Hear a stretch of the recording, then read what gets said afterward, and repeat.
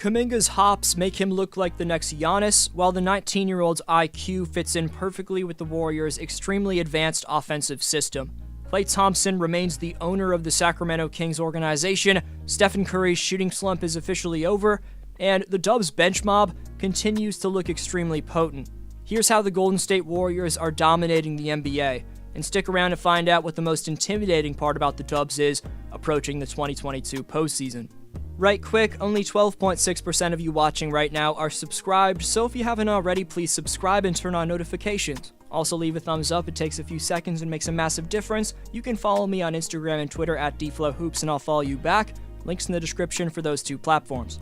In 15 outings this season when Stephen Curry suits up but Draymond Green doesn't, Golden State's gone 11-4, which has included an ongoing 8-game winning streak. Every headline centered around Curry since he broke the all-time three-pointers record has centered around his career-worst slump, which seemed impossible for a player possessing his once-in-a-lifetime shooting chops to have. But while doubters questioned whether such a historic feat had gone to his head, or if defenses had suddenly figured him out, Curry quietly averaged a season-most 7.3 assists in January, adjusting his game when Steve Kerr needed him to most.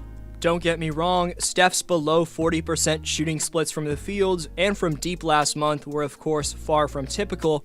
After the team's top facilitator, screen setter, and defender in Draymond went down, Steve Kerr, the front office, his teammates, not to mention Dubs Nation, have expected Curry to take on about twice as much of the two-way responsibility. To his credit, Steph's responded by perfectly adjusting his playing style, taking on more playmaking burden, while continuing his top-of-the-league defense at point guard. Steph's offense is raved about on a daily basis, but don't forget, the three-time champion isn't only number 1 among point guards in defensive rating, just ahead of Chris Paul, but he also ranks number 15 among all players, right behind the young glove Gary Payton II in total deflections. For a player of Curry's status to be that high in such an important hustle stat just proves that despite being a world-renowned icon, Steph's all about the team and has little to no toxic ego, which keeps the vibe of the locker room up even when he's not shooting it well.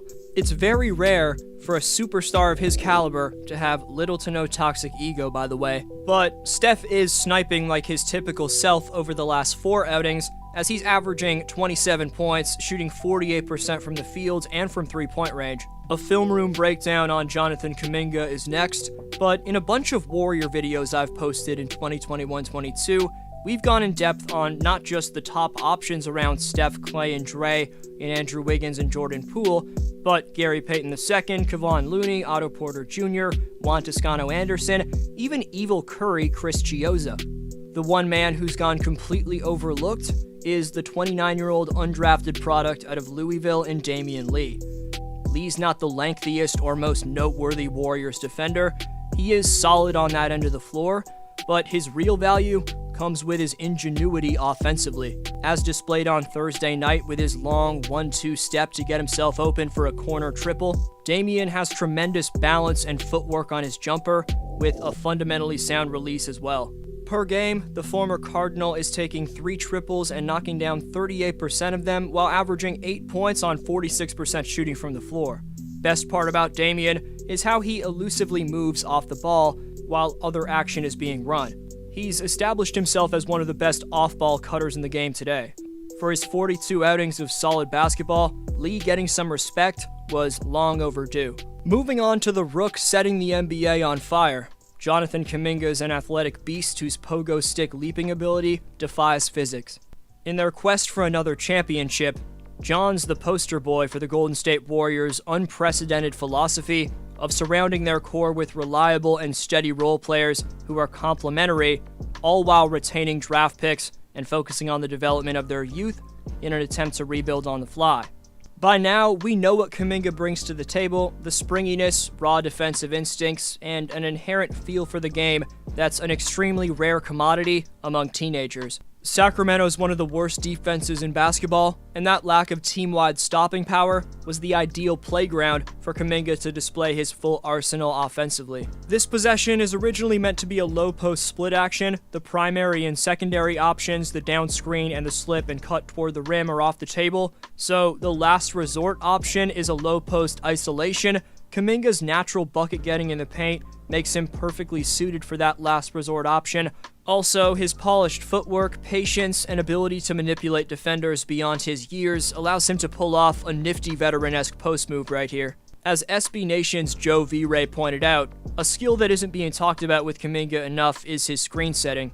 Golden State has the least frequent pick-and-roll operators in the league, to be fair, as their 14 pick-and-roll possessions per game ranks number 29. They make occasional use of ball screens in some of their scripted playsets, though. One Action Motion Weak is a playset originated from Greg Popovich and the San Antonio Spurs.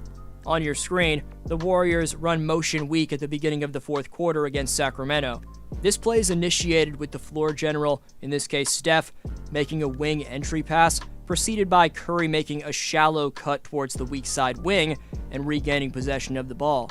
Directly after the rock spin reversed back to Curry, a screen placed underneath the rim known as a cross screen is then set for the player who will set the screen for the ball handler, otherwise known as a ram screen or screen the screener action, and that should flow into an empty corner pick and roll. But Davion Mitchell and Damian Jones don't even wait for the screen to be set, they immediately spring a double on Curry, who passes back out to Juan Toscano. Kuminga senses behind him that there's a free lane to the hoop. He subsequently dive cuts, and JTA easily finds him with a pinpoint lob pass for the finish. Kuminga wasn't able to fully set the screen, but he knew the lay of the land behind him and acted accordingly. That's a massively important trait to have as a screen setter for the likes of Curry and Klay Thompson, who will often draw doubles around ball screens and will count on a rim-running force such as Kuminga to punish defenses for their commitment to the ball. And Kuminga may be the most dangerous roll man that either Curry or Klay have ever played with. While the empty side corner pick and roll right here doesn't materialize, at least in the traditional sense, Kuminga was able to score on a more cookie-cutter version with Klay as his ball handling partner. Kuminga's well aware of perhaps the number one rule when it comes to the Warriors' offense: screen for a shooter whenever a shooter's nearby. Kuminga sets the wide down screen for Thompson right here, and with no one on the strong side corner, it turns into an empty side screen and roll action. Thompson draws two around the screen, finds Kuminga with an exceptional pocket pass.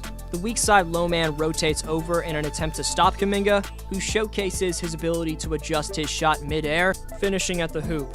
But for a team that sets the most off-ball screens in the NBA with 10.7 off-ball screen plays per game, it's necessary for the non-shooting contingent to be aware of shooters running toward their area, which is often a ringing alarm clock signaling them to set a screen.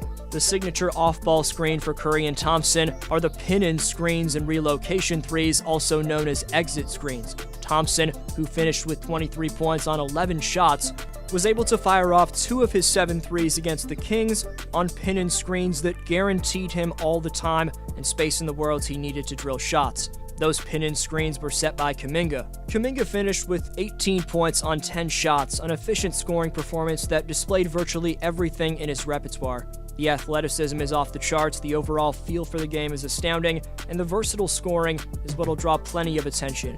But the screen setting chops, when to set them, and how to set them, and what to do after setting them, is something that shouldn't be ignored.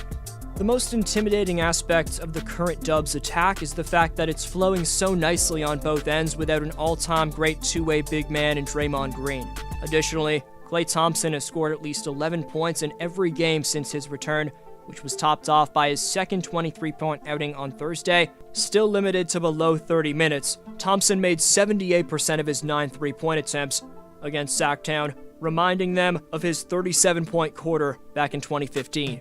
But whether it's Klay, the Dubs' beastliness minus Dre, or Steph's slump being over, what's the most intimidating part about the Warriors' dominance? Best answer in the comments earns next video shoutout. Top 5 commenters with the most shoutouts by March 21st receive free NBA merchandise of their choosing, so leave your take on today's question to compete in Community Speaks. Today's Speaks winner is Irvin Alexar Guerra, who says, "I think that the Celtics will continue to turn their narrative around as the season goes on, assuming no injuries and no screw-ups from the front office in the trade deadline." Thanks for every answer. I hope you have a great one. D-Flow signing off.